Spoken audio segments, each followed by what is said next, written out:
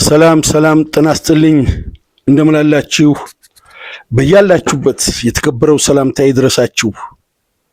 ለረጅም ጊዜ ከዚህ ሚዲያ ጠፍቼ ዛሬ መጥቻለሁ። አብዲራዋ ነኝ በአብዲራዋ ቲዩብ።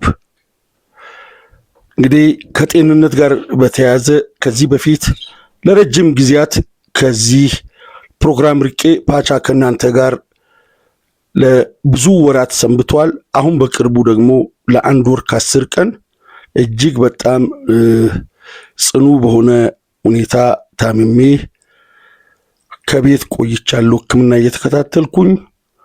አሁንም ይህን ቃል በገባሁት መሰረት የከፋ ነገር ሳይመጣ በአገራችን እግር ኳስ አንዳንድ ማስቀመጥ ያለብን እውነታ ስላለ እንግዲህ ለመናገርና አንዳንድ ነገሮችን ለማስታወስ ብዙም እንከን የለም። ለመራመድና ለመንቀሳቀስ ነው ችግር ያጋጠመኝ። እሱም በጥሩ ሁኔታ ሕክምና እየተከታተልኩኝ በአይን የሚታይም በተጨባጭ የሚታወቅም ለውጥ አለ። አልሐምዱሊላህ ደህና ነኝ። ዛሬ በጥቂት አንድ ሰፊ አጀንዳ ግን በተለያዩ ርዕሶች የምናነሳቸው ጉዳዮች አሉ። ታዋቂው ዝነኛው የታሪክ አስተዋሽ እግር ኳስ በአብዛኛው ኢትዮጵያዊ እግር ኳስ እንዲያፈቅር የእግር ኳስ አፍቃሪነቱ ከፍ ያለ ጋዜጠኛ፣ የመጽሐፍ ደራሲ፣ የሙዚቃ ተንታኝ፣ አስተዋሽ፣ አሰላሳይ ጋዜጠኛ ወንድማችን ገነነ መኩሪያ ከሞተ በኋላ በቅርቡ የሱን ህልፈት ያሟሟቱን ሁኔታ በማጣራት ነፍሱ ፍትህ ማግኘት አለባት በሚል ከፖሊስ ጋር ክትትል የሚያደርጉ ሚዲያዎች በደንብ ጎልተው ወጥተዋል። ይሄ ተገቢ ጉዳይ ነው ማለት እንፈልጋለን። እንደገነነ አይነት ሰው አይደለም ራሱን አጥፍቷል፣ አይደለም በሰው እጅ ተገሏል ተብሎ ቀርቶ በተፈጥሯዊ ሞት እንኳን ቢሞት ጉዳዩ ሊመረመር ይገባል። ምክንያቱም ለሀገር ያገለገለ እድሜ ልኩን በአገሪቷ ስፖርት፣ በአገሪቷ ኪነ ጥበብ፣ በአገሪቷ ታሪክ ላይ ትኩረት ሰጥቶ የሚሰራ ሰው ተፈጥሯዊ ህመም አጋጥሞት እንኳን ቢሆን እንደ ሀገር እንደ ዜጋ መንግስትም ህዝብም አድናቂ አፍቃሪዎቹ ወዳጆቹ ጤንነቱን በቅርብ መከታተል ይገባቸዋል። አይደለም በሰው እጅ ሞቷል ወይም ራሱን ገሏል የሚል ጥርጣሬ ኖሮ እንኳን ተፈጥሯዊ ሞት ቢሞት እንኳን ልንቆጭ ይገባል። ምክንያቱም ከዚህ በፊት አይተናል በነ ኤልያስ መልካ እንደዚህ አይነት ጉዳዮች በጣም ጥረት ሊደረግ ሲገባ በጓደኞቹ ጥረት ብቻ ተደግፎ ዲያሊሲስ እያደረገ ሞቷል ኤልያስ መልካ። ገነነም የሞተበትን ሁኔታ በወዳጆቹ ጥረት እንደውም አሁን በቅርቡ በ2-3 ሚዲያዎች ጥብቅ ክትትል እየተደረገ ሐሳብ እየተንሸራሸረ እንግዶች እየቀረቡ ውይይት እየተደረገ ነው። በሁሉም አካባቢ የማንም ህይወት ያላግባብ ሊባክን አይገባም። ይሄ ማንም ሰው ይሄንን ምርመራና ክትትል ሊቃወም አይችልም። እንግዲህ ህጉ ባለበት ምርመራው የፖሊስ የህግ የበላይነት ባለበት አገር አስፈላጊው ክትትል መደረጉ በጎ ነው እንላለን። በዚህ መሃል የሚነሱ ከኢንተርቪዎቹ ጋር ከገነነ ሞት ጋር ተያይዞ ከሱ ቁጭት በበለጠ ሁኔታ በተቃራኒው ሊተላለፉ የሚፈልጉ መልእክቶች እየገዘፉ ስለመጡ እኛ ያችን ብቻ ነጥለን እንሞግታለን፣ ሐሳብ እናቀርባለን። በ4 ዓመት ውስጥ ይሄን ጉዳይ በተመለከተ ዘርዘር ያለ ተከታታይ ሆነ ሰፊ በማስረጃ በመረጃ የተደገፈ ፕሮግራም ስናቀርብና ስንሞግት ነበር። አሁን ግን እየሰፋ እየተለጠጠ የመጣ ጉዳይ አለ። በምንወዳቸው በጣም እጅግ በማከብራቸው ጋዜጠኞች ወንድሞቼ አማካይነት የዛሬ 2 ወር አካባቢ ለ28 ደቂቃ የተላለፈ የአርሴናል ያጫወት ሲስተምን አግዝፈው ተገርመውና አስገርመው ሲተነትኑ ሰማውና ህመም ላይ ሆኜም ማስታወሻ ያስኩኝ። በጣም የማከብራቸው ሚዲያ ላይ ብዙ ጊዜ የሚጋብዙኝ እንዲሁም ቤተሰባዊ ግንኙነት የፈጠርነው እነዚህ 2 ወንድሞቼ በአርሴናል ዙሪያ ከኒውካስል ጋር አርሴናል ባደረገው ጨዋታ ላይ ሜዳ ላይ ያዩትን ጉዳይ ሲተነትኑ ትንታኔው 100% ልክ ነው። 100% መነሻ ሐሳቡም ያነሱበት መንገድና ያጠቃለሉበት ሁኔታም ትክክል ነው። ተቃውሞ የለኝም፣ እውነትም ነው። ግን አርት ዲሮች የሚባል የዘ አትሌቲክስ የአርሴናል ዘጋቢ የጻፈውን አርስት አንስተው ነው ለ28 ደቂቃ የተወያዩት።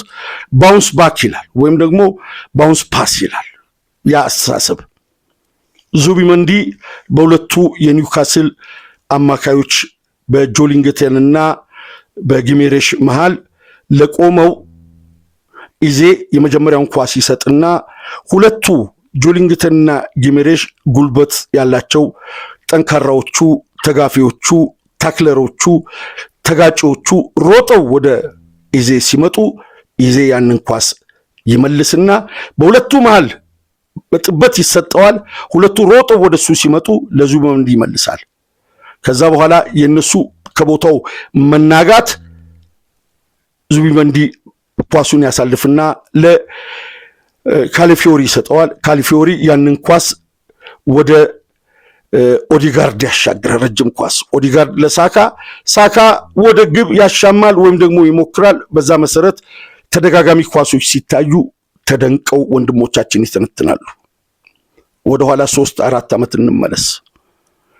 ኢትዮጵያ ቡና ከወልቂጤ 2-0 ወልቂጤ ይመራል። በጌታነህ ቅጣት ምትና ምርጥ ኳስ ወልቂጤን ይህን አጫወት እንዲጫወት ለአሰልጣኝ ተመስገን ዳና የራሳቸውን ፍልስፍና የጋቱ ያስተማሩ ያስታጠቁ ጋዜጠኞች ካሳዬ አራጌን በሚያዋርድ መልክ በሚያንቋሽሽ መልክ የወልቂጤን የመራበትን መንገድ አንድ ደግሞ ከተንታኙ ጋር እየተቀባበሉ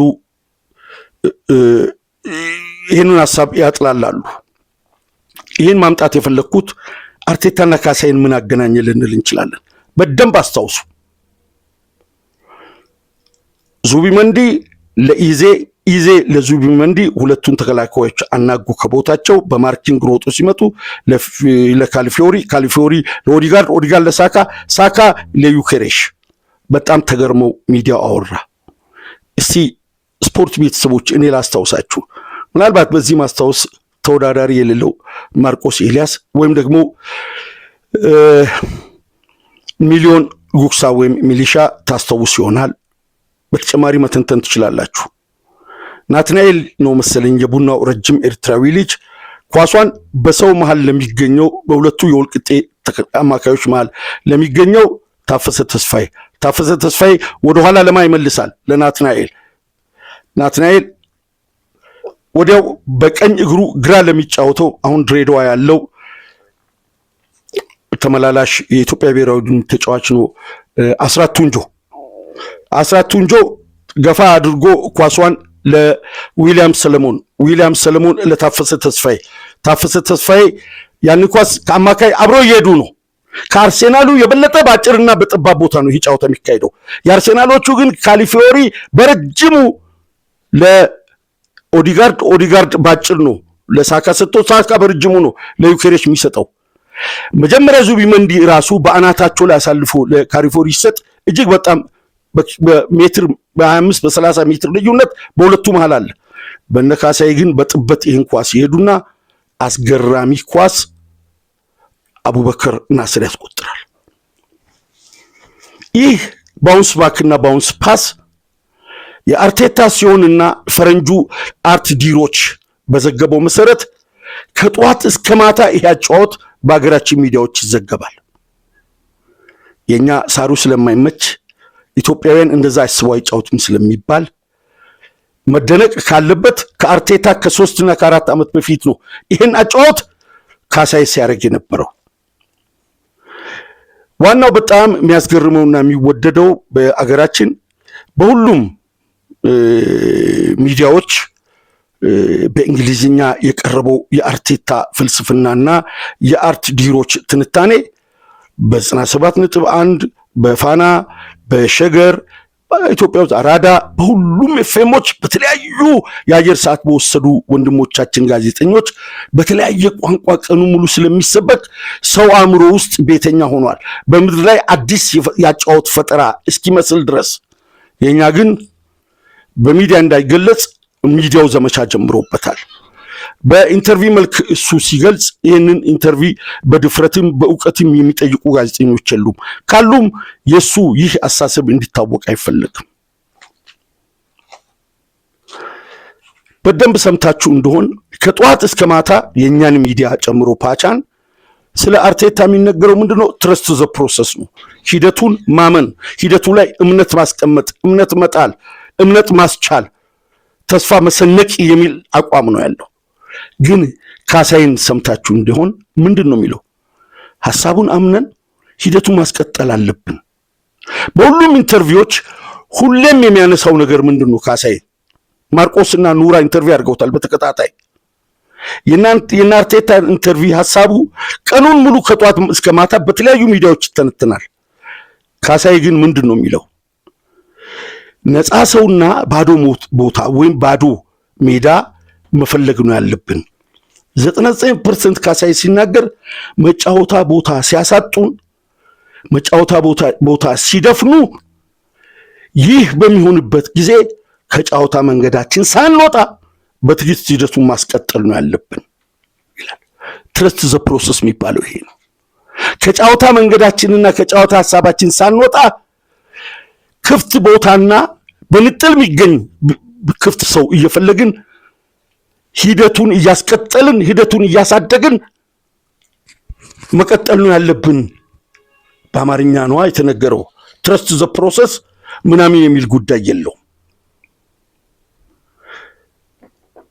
ዋናውና ትልቁ ነገር ይህንን ለምን አነሳ ትሉ ይሆናል። በቅርብ ቀናት በተለያዩ ሚዲያዎች በገነነ ፍትህ አፈላላጊ ጋዜጠኞችም ፕሮግራሞችም በሌሎችም ኢንተርቪው ላይ አብርሃምም እየቀረበ ይህ አጫወት ኢትዮጵያ ውስጥ እንደሌለ ወይም ደግሞ ሌላው የተደናቆረ አይኑ የማያይ ሐሳቡ ያልገባው ሂደቱን ማያቅ መስሎ የአብርሃም መብራቱ ከኮት ዲቮር ጋር ያደረገው ጫወታ ብቻ ነው የሚዘከርልን። ኢትዮጵያ ከተፈጠረች ጀምሮ ያሸነፍነው ኮት ዲቮርን ብቻ ነው። ኮት ዲቮርን ያሸነፍነው እውነት እንነጋገር በባህር ዳር ሜዳ ነው። በባህር ዳር ሜዳ ማን ነው እኛን ነጥብ ያስጣልን ያሸነፈን? ከ60 ሺህ በላይ የእግር ኳስ አፍቃሪ እጅግ በሚያስገርም ሁኔታ እየደገፍን በሜዳችን ኮት ዲቮርን ማሸነፋችን እንቅስቃሴውን አይተናል። የቆመ ኳስ ነው ሱራፌል ያገባው። ከመሃል በሩጫ ሄዶ ነው በጥፍሩ ወቅቶ ሽመልስ በቀለ ግብ ያስቆጠረው። የትኛው የሚነገረውን ሂደት ነው ኮት ዲቮር ላይ ያየነው? ማሸነፉ ያስደንቃል። ማሸነፉ እንድናከብረው ያደርጋል። ነገር ግን መቀሌ ላይ በሩዋንዳ 1-0 የአብርሃም ቡድን መሸነፉን ከኋላ ሆነው ይህንን ቡድን እንመራለን የሚሉ ሰዎች የሩዋንዳውን ሽንፈት እንዴት ነው አላየንም የሚሉት? 1-0 ረጅሙ 9 ቁጥር አስቆጥሮ በሜዳችን ተሸንፈናል። ማዳጋስካር ላይ እኛን አሸንፈውናል። የውበቱ ቡድን ማዳጋስካርን 4-0 እዚህ አሸንፈዋል። ደቡብ ሱዳንን እዚህ ሜዳችን ላይ 5-0 አሸንፈናል። ግብፅን ከሜዳችን ውጭ 2-0 2-1 ስናሸንፍ 3-1 ስናሸንፍ 7-8 ማስቆጠር አይቻልም ወይ? እንደዛ አይነት ታምረኛ ቡድን አይተናል ወይ? የኮት ዲቮሩ እንቅስቃሴ ጩኸት ከፍየሏ ሞት በላይ የተሰማ ዳንኪራ ነው። ለምንድን ነው አንድ የኮት ዲቮር ጫውታ ሪፈረንስ ተደርጎ ከብሔራዊ ቡድኑ ጀርባ መስራት አለብን የሚል አዲስ እየየ የተጀመረው? ካሳይን ማሳደድ ለምን አስፈለገ? የተሻለ ፕራክቲካሊ በዚህ በኢትዮጵያ ምድር ላይ 16 ዓመት ውጭ ቆይቶ መጥቶ ሁለተኛ ሆኖ የጨረሰ ሰው ነው ካሳይ አራጌ። በስቴዲየም ድባብ፣ በዲኤስቲቪ የዲኮደር ሽያጭ፣ ከጫወታ በፊትና ከጫወታ በኋላ ኢንተርቪው በጥንቃቄ ሚዲያ በጥንቃቄ መዘገብ የጀመረው ካሳይ ቡናን ይዞ በአዲስ መልክ ከመጣ በኋላ ነው። ዲኤስቲቪ ሄዳችሁ የዲኮደር ሽያጭ ሪከርድ ማየት ይቻላል። በኢትዮጵያ እግር ኳስ ውስጥ የስቴዲየም ገቢ ካሳይ ቡናን ከያዘ በኋላ ቼክ ማድረግ ይቻላል። የተቃራኒ ቡድን አሰልጣኞች ለኢንተርቪው ተዘጋጅተው አጥንተው በእውቀት መምጣት የጀመሩት ከካሳይ ኢንተርቪው በኋላ ነው። ከዛው ኢንተርቪው አንድ አይደለም እንዴ? ካሴት የመቀያየር ያህል እኮ ነው ኢትዮጵያ ውስጥ ስንሰማ የነበረው ኢንተርቪው። እንደ ተስካር ግጥምና ስም እንደሚቀየረው እጅግ በጣም አዛዛኝ ሩህሩ ኪሳቸው ክፍት የሆነ ከትንሹ ጋር አብሮ የሚጫወቱ አብሮ የሚውሉ ለሰው ችግር የሚደርሱ ማህበራዊ ርህራሄ ያላቸው ለቤተሰብ ታዛዥ ለምናምን ናዛዥ ምናምን ተብሎ አንድ አይነት ታሪክ እንደሚጻፈው ኢንተርቪያችንም የሁሉም አንድ አይነት ነበር። ነገር ግን ካሳይ ከመጣ በኋላ በዳኛ ሳያሳብ በተጫዋቾቹ ፐርፎርማንስ ሳያሳብ በሜዳው ሳያሳብ ሂደቱ ላይ ያለውን ከፍታና ዝቅታ ነው የሚያወራው። ከዛ በኋላ የሌሎች የኛ ሀገር የሰነበቱ ጋዜጠኞች ምን ማለት ጀመሩ? እነሱ የሚመጡበትን መንገድ ስለምናውቅ በዛ መንገድ ተዘጋጅተን ጫውታውን እንዲህ ኢንተርቪው ጭምር ያምር ነበር። ከ90 ደቂቃ በኋላ እኮ የተቃራኒ አሰልጣኝና የካሳይን ኢንተርቪው ለመስማት ልጆችን ቤት ቆዩ ተብሎ እኮ ኢንተርቪው እንደ እግር ኳስ ይታይ ነበር። ይሄን አናቅም። ይሄንን ማጨናገፍ ለምን አስፈለገ? ከዛ በኋላ ደግሞ የአብርሃምን ቡድን ማውደስና ሰማይ ማውጣት ለምን አስፈለገ? እውነቱን እንነጋገር። አብርሃም ከብሔራዊ ቡድኑ ከመልቀቁ በፊት ጁፒተር ሆቴል ይሁን ምን ስካይ ላይት ሆቴል ተገናኝተው ምክር ወስደው ከጀርባው አንድ ጨዋታ ብቻ ነው እንዲያማከሩት። ሌሎች ጨዋታዎች ለምንድን ነው ተዘርዝሮ ማይቀመጡት? ከዛ ውጭ ደግሞ ፕራክቲካሊ በተግባር ሌላ ቡድን ላይ ማሳየት አይቻልም እንዴ? ብሔራዊ ቡድን ላይ ካልተሰጠን ተብሎ እስከ ጠቅላይ ሚኒስትሩ ድረስ ጉዳዩ እንዲደርስ ማድረግ እንዴ? የማብራት ኃይል ቢን የሜታ ቢራንሲ የጊዮርጊስን ዲ የማንን ኤች ቡድን ይዞ አሰልጥኖ ፕራክቲካሊ ተግባራዊ አድርጎ እንዲጋበዙ ማድረግ አይቻልም እንዴ? ሐሳባችን ብሔራዊ ቡድን ካልሆነ አይታይም? እውነቱን እንነጋገር። ይህ ሐሳብ ከብሔራዊ ቡድኑ አብርሃም ከለቀቀ በኋላ ምርጥ ስብስብ የነበረው ውበቱ የያዘው ሰበታ በአጋጣሚ ሆነና ሰበታ አብርሃምን ብሔራዊ ቡድኑ ውበቱ ሰበታ ነበር። ወደ ብሔራዊ ቡድን አብርሃም ብሔራዊ ቡድን ነበር። ወደ ሰበታ መጣ። አማካሪዎቹ ከተጫዋች ምልመላ ጀምሮ ሰበታ ላይ ሄዱ። ሰበታ ከመውረድ ተርፎ አብርሃምም ማቁን ምኑን ሰብስቦ ባህር ዳር ሄደ። ባህር ዳር ምክሩ እንደቀጠለ ነው። ለመውረድ የሁለትና የሶስት ጨዋታ ብቻ እስኪቀሩ ድረስ የአብርሃሙ ባህር ዳር በሊጉ መቆየቱን እርግጠኛ አልነበረም። በስንት ጣር፣ በስንት መከራ፣ በስንት ፌክ እንዲሰርፍ ተደረገ። ሁለተኛ ወልቂጤ በደጋረገ ጊዜ ወልቂጤ አሰልጣኙ ከፍተኛ ምክር ከነሱ ወስዶ ከጀርባ በሚንቀሳቀሱት ባለሙያዎች ማለት ነው ቡድኑ አፈር ከበላ በኋላ ወደ ባንክ ነው ምናምን ታችኛው ዲቪዥን ወልቂጤ እንዲሄድ ተደረገ። ደጋረገ ወልቂጤ አፈር በልቶ ከዛ በኋላ ጅማ አሸናፊ ይሄን በሚዲያም ተናግረዋል። እነዚህ አማካሪዎች አሸናፊን በጅማ መሳይን በአርባ ምንጭ ስናማክረው ነበር ብለዋል። እዚህ ኢንተርቪው ላይ ጋዜጠኛ ራያ መሳይንም እቤት ድረስ ገነነጋ ወስደነው ከገነነ ጋር ተነጋግሯል። አሸናፊ በቀለም ጅማ ስናማክረው ነበር ሲል እሺ ቡድኑ ከምን ደረሰ ብሎ እንዴት ጋዜጠኛው አልጠየቀም? ምክንያቱም ጋዜጠኛው መንገድ እንዲስት የሚደረግበት መንገድ ስላለ እንጂ አራያ በወቅቱ ያማከራችሁት አርባ ምንጭና ጅማ አጫውቱ በጣም አሰልጣኞቹ ከነገሯቻችሁ ምን ላይ ደረሱ ተብሎ ለምን አይጠየቅም?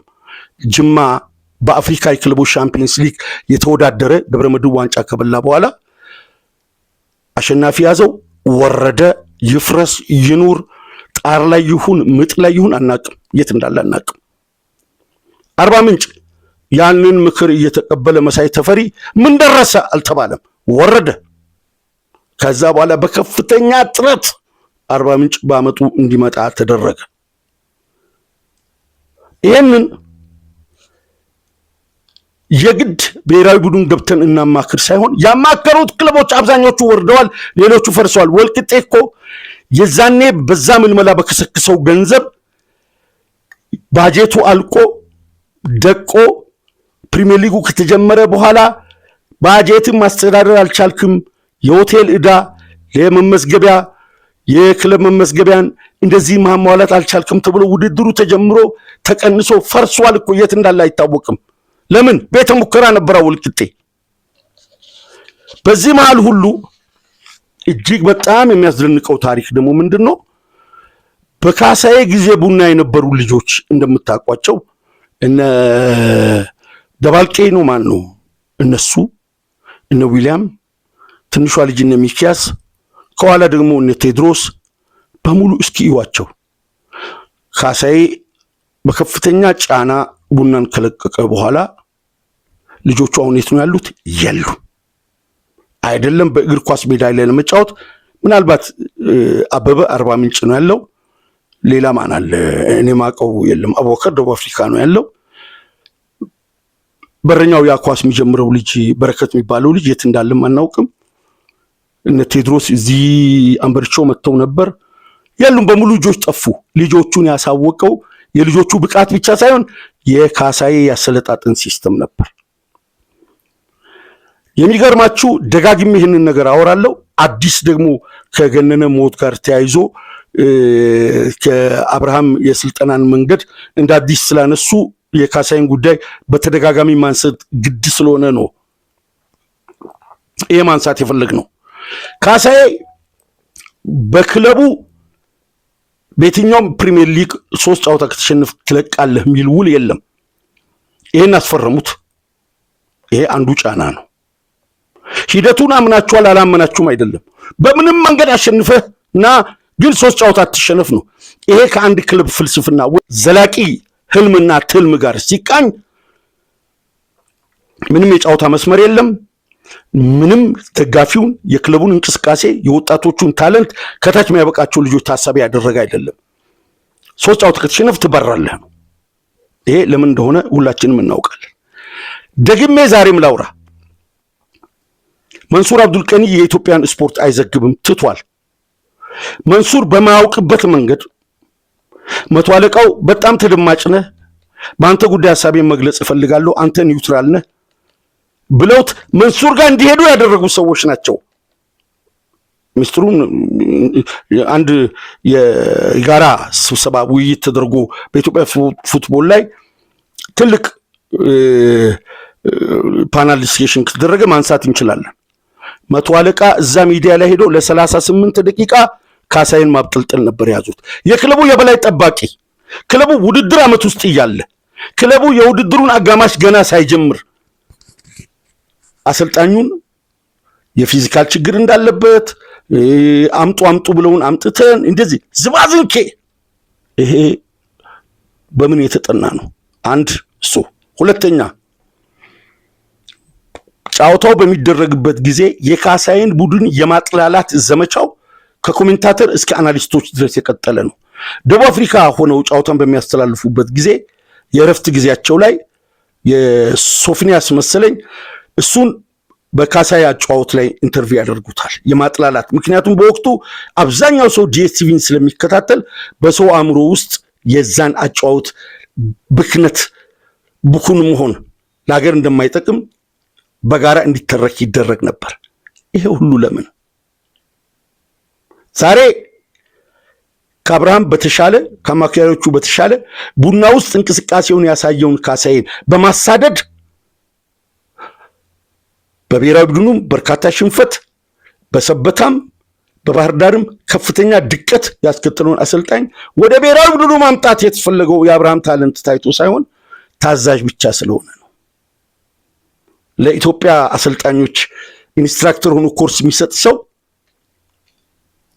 መሬት ያረገጠ ሐሳቡ ከቲዮሪቲካል ዲስኩር ያልዘለለ ሐሳብ ተግባራዊ አረጋለሁ ብሎ ተቀብሎ አገር መቀለጃ ያደረገ ነው። ከኮትዲቯር ጋር ያለው ጉዳይ አንድ ብቻ በአንድ ጫውታ አርጀንቲናን የዓለም ዋንጫ 1994 ከመሄዳቸው በፊት ኮሎምቢያ 5-0 አሸንፋለች።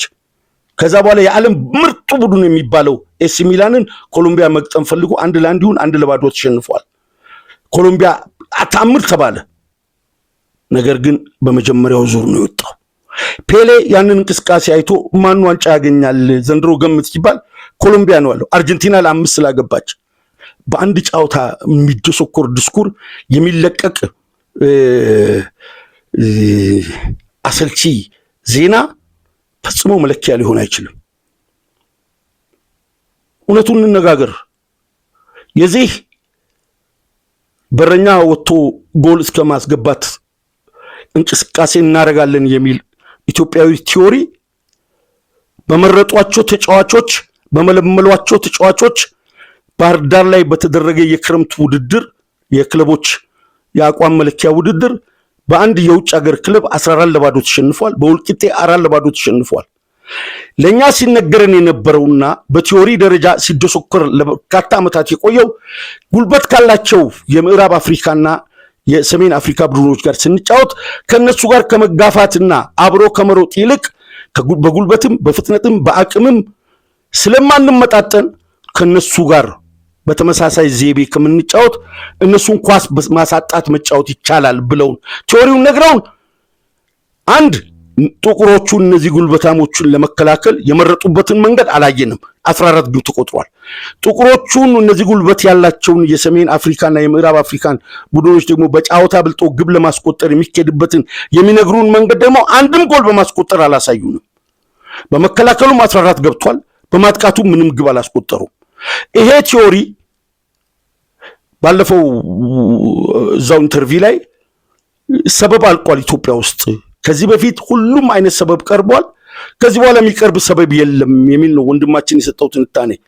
እነሱ በ14-0 ሽንፈት ላይ ግን የሰጡት ሰበብ ሳንዘጋጅ ከየትም ለቃቅመን ልጆችን ይዘመተን ነው። የመጀመሪያው ቃል ኪዳን ኢትዮጵያዊ ተጫዋቾች በየሻይ ቤቱ በር፣ በየሱቁ በር፣ በየጆተኒውና በየቴኒሱ በር ቁጭ ብለዋል። እነሱን አምጥተን ማጫወት ሲገባን የሌሎች አገር ዜጎችን አምጥተን ብዙ ብር እንከፍላለን ነው የተባለው። እነሱ እነዚህ የቀድሞ ብሔራዊ ቡድን ተጫዋቾች የቀድሞ ክለብ ተጫዋቾችን ሰብስበው ወስዶ ሲሸነፉ ግን ያው ተመሳሳይ እንደ አሰልጣኞቻችን ብዙ ሳንዘጋጅ ከየትም ለቃቅመን ያመጣናቸው ልጆች የትም ያመጣናቸው ልጆች ቢያንስ እንቅስቃሴውን ማሳየት አልነበረባቸውም ወይ? ቢያንስ በእኛ ተመርጠዋላ።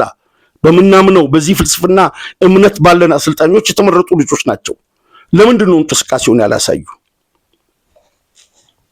ስለዚህ ከበሮ በሰው እጅና በራስ እጅ በጣም ይለያያል። ሶስተኛ በታዳጊዎች ላይ የኢትዮጵያ ፉትቦል ፌዴሬሽን 29 ታዳጊዎችን ይዞ በአንድ ማዕከል የትም አይደርስም የሚለው ነገር ታዳጊ ይዘን እየሰራን ነው። በታዳጊም ሻምፒዮና ሆነናል። ብዙ ታዳጊዎችን እያሰራን ነው። ታዳጊዎቹ እየደረሱ ጠያቂም ተመራማሪም ሐሳብ የሚያነሳም የሚሞግትም የለም። እነዛ ልጆች የደረሱ። ሁለተኛ እኛ ስናሰለጥን ይሆናል፣ ሌሎቹ ሲያሰለጥኑ ታዳጊዎችን አይሆንም። ጀርመን አሳማሚ ሽንፈት ከተሸነፈች በኋላ ፈረንሳይ በላክላፎንቴን ህፃናት የዓለም ዋንጫን ታርጌት አርጋ ስታነሳ ጀርመናውያን ለ2014 ታርጌት አርገን መስራት አለብን ብለው ሰርተው በዛ ፕሮጀክት 6 ወይም 7 ልጆች ውስጡ ባሉበት ቡድን ብራዚል ላይ 7 ያስቆጠሩ የጀርመን ቡድን አርጀንቲናን 1-0 ያሸንፈው የጀርመን ቡድን በፕሮጀክት የመጡ ልጆች ናቸው። ፕሮጀክት ውስጥ የሚሰጠው ስልጠና ምን አይነት ነው? የሀገራችንን ልጆች ጉልበትና ፍጥነት የአጥንት ስፋትና ቅጥነት ያማከለ ነው የስልጠናውን አይነት እንጂ ልጆችን አብሮ ማሰልጠን እንዴ የከተማ ቦርጩ ያፈጠጠ ዳሌው ያገጠጠ ተጫዋች አምጥተን እንደገና እሱ ላይ ከመልፋት ስቡን እያቀለጥን ከመድከም ህፃናቶቹ ተይዘው በሀገራችን እግር ኳስ ምጣኔ የሚሆን ስልጠና ከተሰጠ ወጣቶች ላይ የሚሰራው ነገር ለምንድን ነው? እነ አዳነ እነ ሽመልስ እነ ሰላሃዲን እነ ደጉ የአንድ ዘመን የፕሮጀክት ውጤቶች ናቸው። ያያዝና የስልጠናው መንገድ ነው የሚለየው እንጂ። ስለዚህ እንግዲህ ካሳዬ አራጌን ለማድነቅ ከአርቴታ በፊት የተጫወተውን ከአርቴታ በፊት ያሳየንን ሰው ለማድነቅ የካሳዬ ኢንተርቪውና እንቅስቃሴው ኮሜንታተሮቹ በእንግሊዝኛ አልተረኩም። የካሳይም ኢንተርቪው በእንግሊዝኛ አልተላለፈም። ስለዚህ ከጧት እስከ ማታ በትርጉም የሚተላለፈው የሀገራችን ሚዲያዎች የአየር ሽፋን አልሰጡትም። ስለዚህ እዛችው ሜዲያ ላይ ቀርቶ በቡና ደጋፊዎች ብቻ ተስተውሎ ወደ ቤት የሚገባ እንቅስቃሴ ሆነ። ሌላው ግን ከጧት እስከ ማታ ባውንስ ባክ ባውንስ ፓስ በአስገራሚ ቋንቋ እየተጠቀምን ምክንያቱም የሪፈረንሱ መነሻና የዚህ የትንታኔ ዋናው እምብርት ነጭ ስለሆነ የነጭ አምላኪነት ደግሞ እንደ ደዌ እንደ ዳፍንት የተጠናወተን በመሆኑ ቀኑን ሙሉ በተለያዩ የአየር ሰዓቶች በተለያዩ በቀየርናቸው ኮርቶች ሁሉ ይተረካሉ። ነገር ግን የያዝነው መንገድና ሂደቱ ላይ እምነት ካለን እያደገ ይመጣል ይላል ካሳይ። ከኑራና ከማርቆስ ኤልያስ ጋር ባደረገው ኢንተርቪው ያንተ ቡድን ተገማች ነው ሌላ አማራጭ የለም ወይ ሲል ተገማች ለመሆን እኮ ነው መጣር የሚገመት ቡድን ለመስራት እኮ ነው እጅግ ፈተና ውስጥ የገባ ነው። ስለዚህ እኛን ገምቶ የሚመጣው ቡድን ከራሱ አስተሳሰብ ይወጣል። እኛ ግን ያበለጸግነው ያሳደግነው ስለሆነ ተገማች ብንሆንም በዛ ኤክስፒሪየንስ እኛ እንበልጣለን። ማስታወሻ ከነዚህ ባለሙያዎች ምክር ወስዶ አርባ ምንጭ ከቡና ጋር ሲጫወት ለ90 ደቂቃ በማጨናገፍ የሰነበተውን ያንን ጫውታ ታስተውሉ ይሆን? 1-0 ደግሞ አዋሳ ከነማ ይሁን ወልቅጤ ወይስ ሆሳና በሙሉጌታ ምህረት የሚሰለጥነው ቡድን ካሳይን 1-0 አሸንፎ ኢንተርቪው ላይ ሙሉጌታ ምህረት በዛሬው ጫውታ 3 ነጥብ አግኝተናል፣ ነገር ግን ሰፊና ጥልቅ ትምህርት ነው ከካሳይ የተማርኩት፣ ከካሳይ ቡድን ጋር መጫወት ትልቅ ስልጠና ያህል ነው፣ ብዙ ትምህርት አገኛለሁ ነው ያለው። ምን ነው ክለብ አሳጥተን አሳደድ ነው ካሳይ እሱ ሲያከናውን ኩነኔ ሌሎቹ ሚካኤል አርቴታ ሲፈጽመው ግን የጽድቅ ብያኔ። ለምን አሁን የኢትዮጵያ ፉትቦል ፌዴሬሽን ጻፊ ጥላሁን ባህሩ ጥላሁን እሱን ለዚህ እንቅፋት ነው በማለት እሱን በማስወገድ ይሄን አሳሰብ ማጽረጽ ይፈለግና በእጅጉ ያስገረመኝ አርአያም እዚህ ጋር ጥያቄ አለማንሳቱ የቆጨኝ ኢትዮጵያዊ አድማጮችም መጽሐፍ የማንበብ ብቃታችን ማነሱን ወይም ትኩረት አለመስጠታችንን አስተውለን ያለፍንበት ነው። በባለሙያዎቹ የሚተረክልን ያጫወት ዘዴ ከጠቅላይ ሚኒስትሩ መጽሐፍ ጋር ተመሳሳይነት እንዳለው በአደባባይ በድፍረት ሲነገር ወይ አርአያ መጽሐፉን አላነበበም? በፍጹም። ለምን? በእጅጉ የኢትዮጵያን ወቅታዊ ፖለቲካ በመከታተል ከማናችንም የተሻለ ዕውቀት፣ ግንዛቤ፣ ፍላጎት፣ ቅርበት አለው። የመደመር መጽሐፍና የኛ ያጫወት ሲስተም ይመሳሰላል።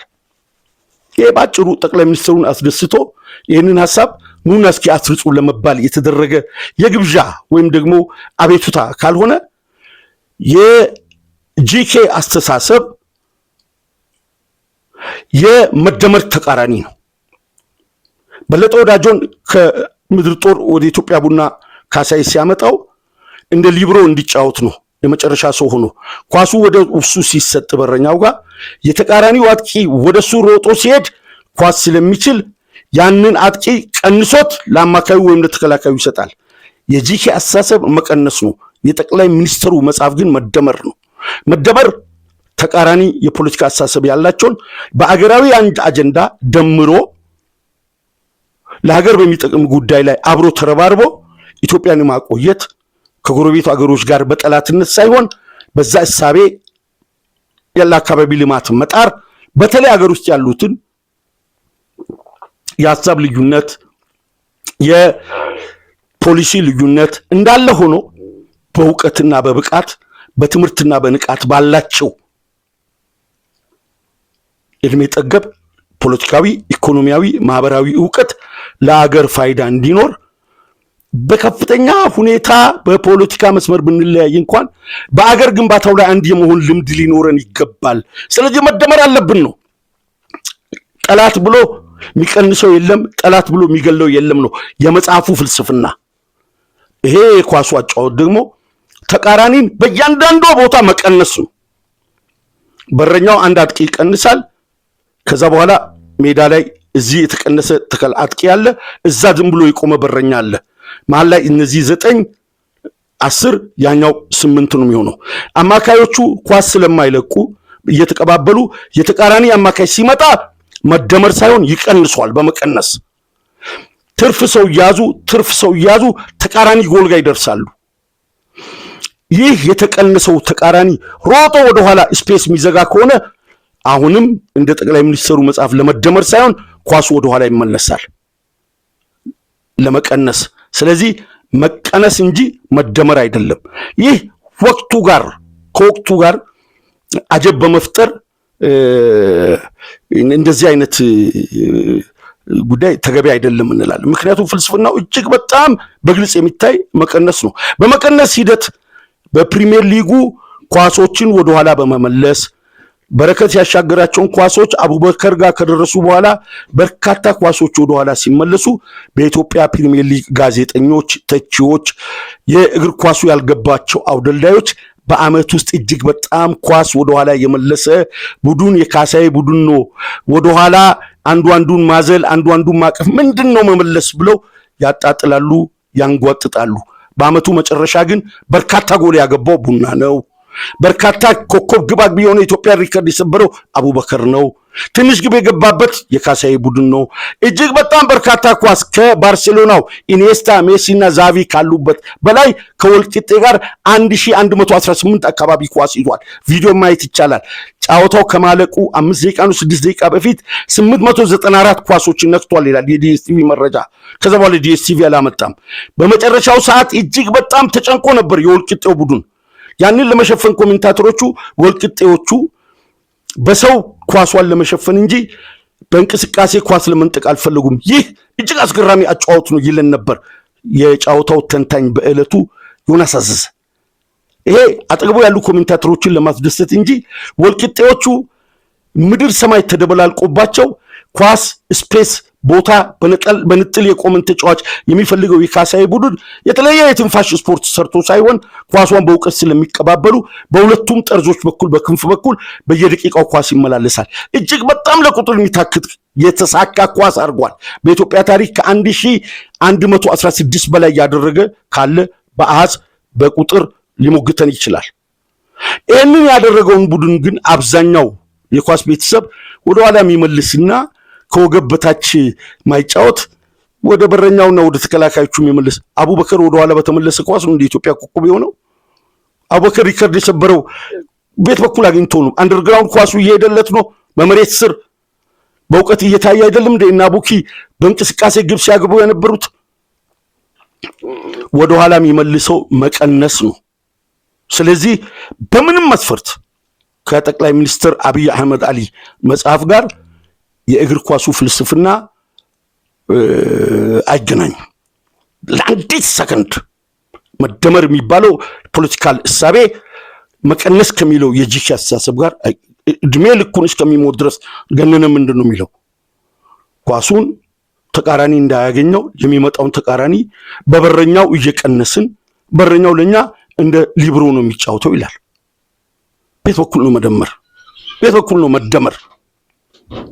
ተገቢ አይደለም። ምክንያቱም ስለ ሕክምና ሲወራ እኔ ስለ ሕክምና አስተነትን ቢያንስ 2 ወይ 3 ዶክተሮች ይሰማሉ ተብሎ መጠርጠር አለበት።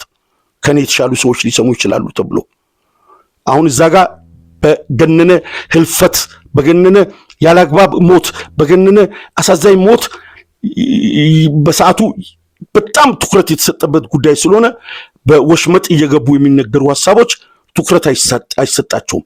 እንዲሁም ደግሞ በእውቀት በስፖርት እግር ኳስ እውቀት ብዙ በሌላቸው የተለያዩ ፖድካስቶች እየቀረቡ ይህንን ባርሴሎና 80% ኳስ እያዘ በረኛው ጎል ውስጥ ምን ይሰራል? ባርሴሎና ኮን ኳሱን ያዘው ኢትዮጵያ ውስጥ ያለ ክለብ አልያዘም። ይሄን ደግሞ ፕራክቲካሊ ለምን አያሳዩንም? እጅግ በጣም በሁለተኛ ዲቪዥን፣ በአንደኛ ዲቪዥን፣ በሱፐር ሊግ ምንድነው የሚባለው ከሱፐር ሊግ ቀጥሎ አንደኛው ብሔራዊ ሊግ አሉ ክለቦች። እነሱን ይዞ ማሳየት ለምን አላስፈልግም? የሀገሪቷ የመጨረሻ የእግር ኳስ ጣራ ብሔራዊ ክብራችን ላይ ያለውን ካልሆነ አይሆንም ወይ? ሰውነት ቢሻው ጥፊም ገዳለው በምንም መንገድ ይለፍ ማብጠልጠል። አስራት ኃይሌ በኢትዮጵያ ታሪክ ከውጭ ሀገር ብቸኛው የመጀመሪያው ዋንጫ ይዞ መጣ አስራት ኃይሌ ነው። የአስራት ኃይሌ ቡድን በማንኛውም ጉዳይ ተጠጋግተ ተጫወት፣ ተራርቀ ተጫወት፣ ሜዳ ላይ ባለ የእግር ኳሳዊ ዲስፕሊን ማንንም ያንበረክክ ነው። ካሳሁን ተካን፣ መንግስቱ ወርቁን፣ ማንንም በል ማንንም ካሳሁን አስራት ኃይሌን ማጥላላት፣ ስዩም አባተን ማጥላላት። ከዛ በኋላ አንድ ዋንጫ ነው ከጉምሩክ ጋር ይሁን ከፋይናንስ ምናምን ጋር ነው ዋንጫ ያገኘው አብርሃም መብራቱ። አብርሃም እጁ ላይ ባለው ወረቀት እነዚህን ሰዎች ወረቀት የላቸውም በሚል በማጥላላት የስልጠና ጊዜያቸውን የሥራ ዘመናቸውን ሳያጠናቅቁ እቤታቸው ገብቶ ተቸግረው እንዲሞቱ ተደርጓል። ይሄ በትክክል መናገር አለብን። በወረቀት ብዙ ፕራክቲካሊ የማይሰሩ ነገሮች ለቱልቱላና ለማናፈት ወረቀት ሊመች ይችላል። ነገር ግን አሁን ዋናው የኔ ነጥብ ምንድነው?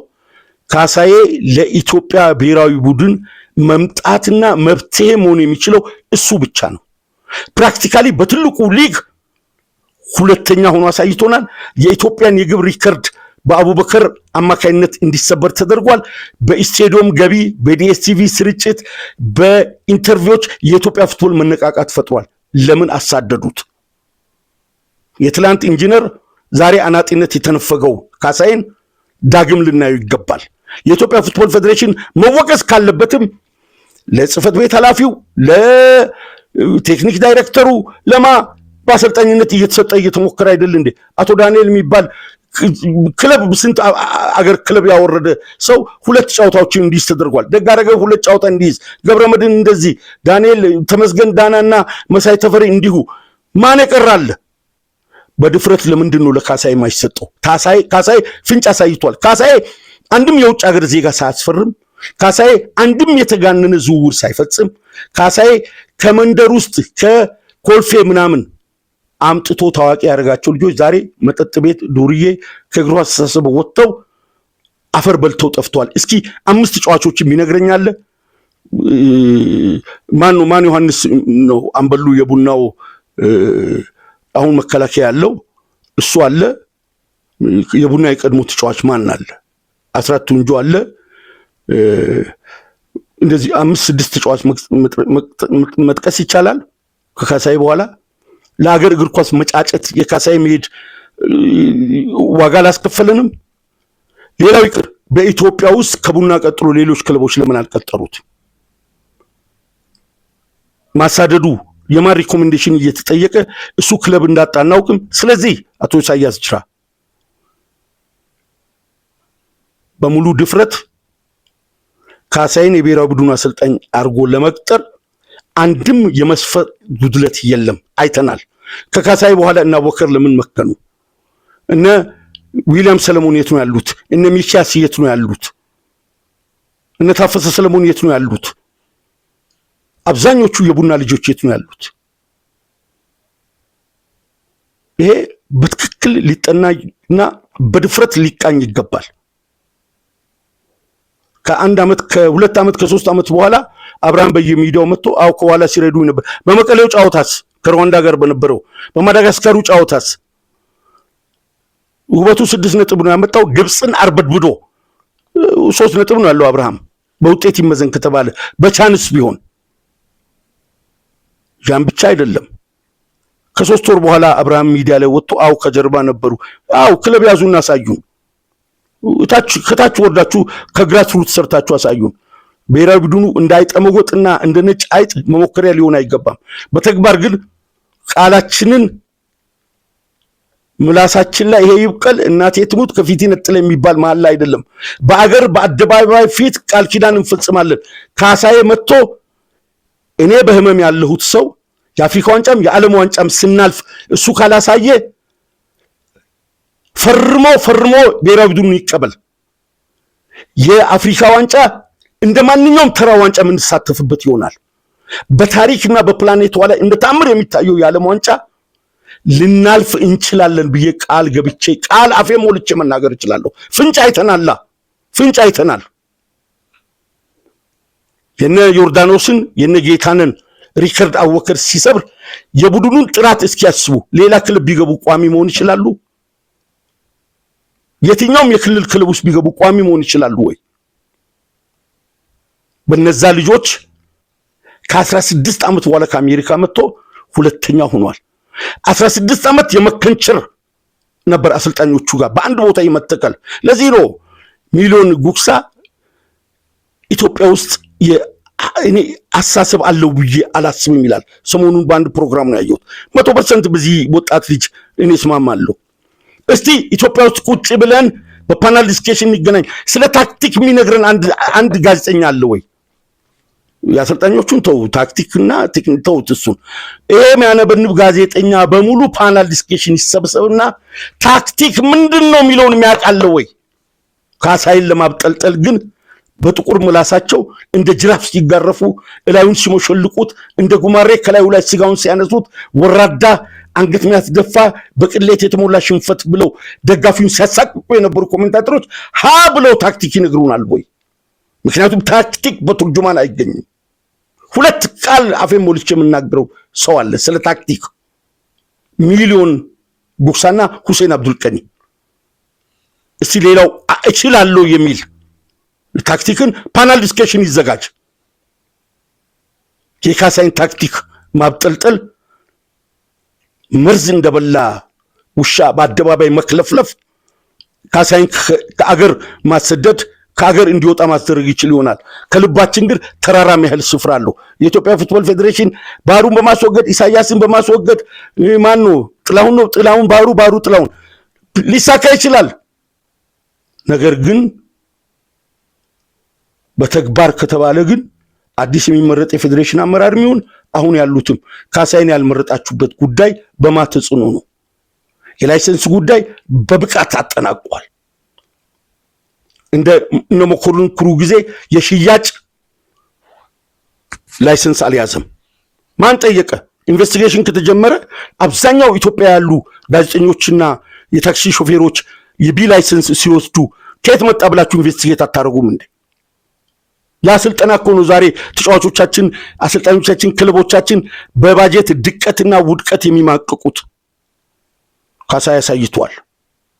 በረከት የሚባል ካሳይ ከሄደ በኋላ ወልዋሎ ይሁን አዲግራት ይሁን ቀብሪ ዳህር ይሁን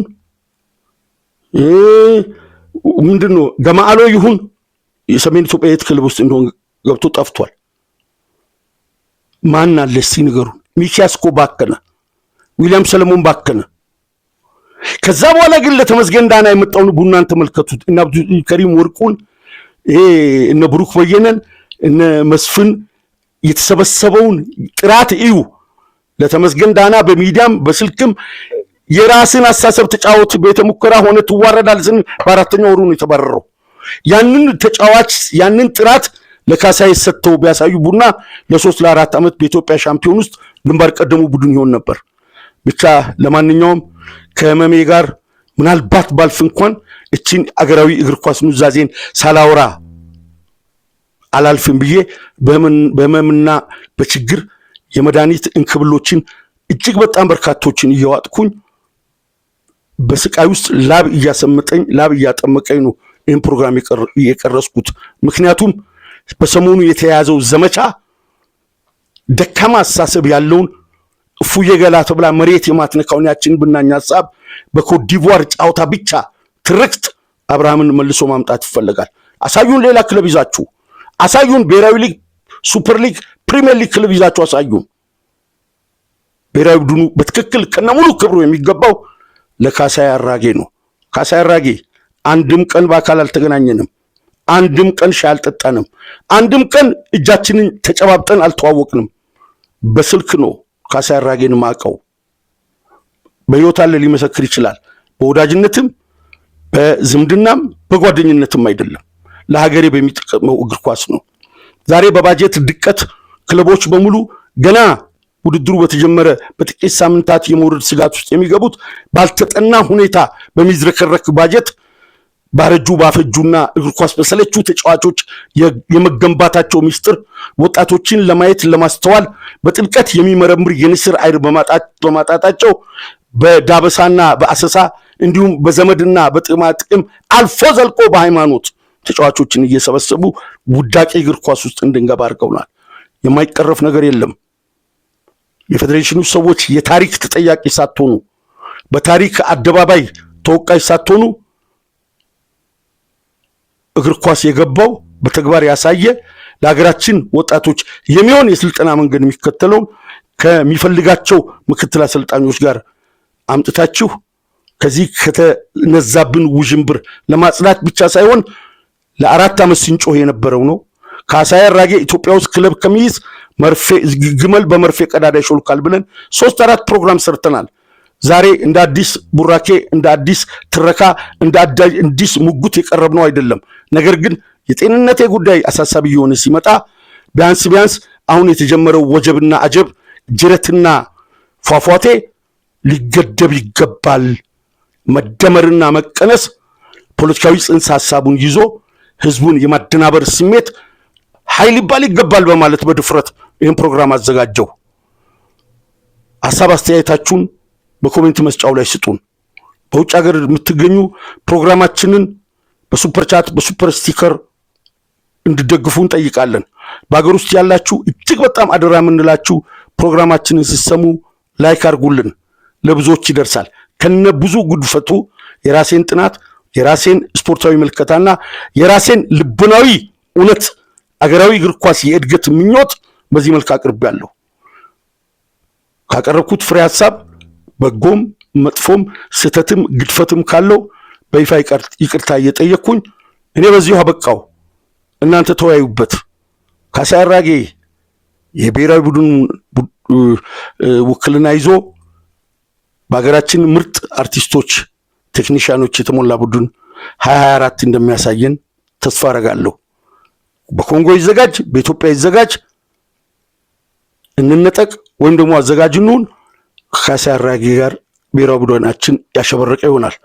አብዲ ራዋ ነኝ። በተጓደለ ጤንነት እጅግ ስሜታዊ በሆነ ፕሮግራም ለዛሬ መጥቻለሁ። ጤንነቴ ሲሟላ በተከታታይ ለመቅረብ ጥረት አደርጋለሁ። በያላችሁበት ከደቡብ ኢትዮጵያ ከወላይታ ሶዶ ሰላምታ ይድረሳችሁ። ሰላም ቆዩ።